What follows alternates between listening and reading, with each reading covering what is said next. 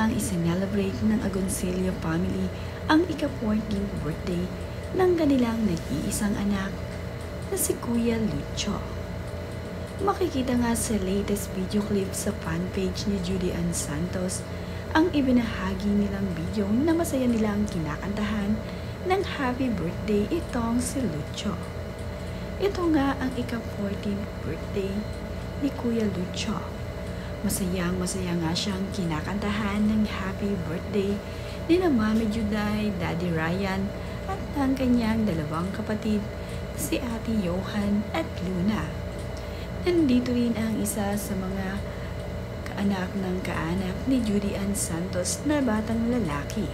Natuwang-tuwa naman sa kanila at napapatingin na nga lamang ito dahil sobrang saya nga nila habang kinakantahan itong si Kuya Lucho ng happy birthday.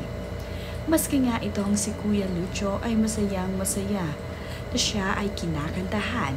Nakakatuwa naman nga ang Agoncillo family na sa tuwing mayroong okasyon ay mayroon silang simpleng celebration sa kanilang bahay.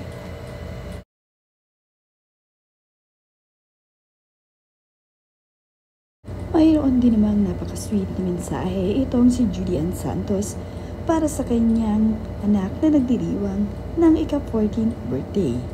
Ayon nga dito kay Judy ay, "To the sweetest sons any parent would have, ask and prayer for, the best brother to these two sisters, a hard-working and disciplined athlete and student. Happy 14th, my love. May all your wishes come true and more. You deserve everything your heart desire. We love you so much."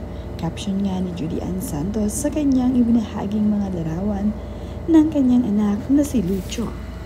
Ito naman ding si Ryan Agoncillo ay binati ang kanyang anak ng happy birthday.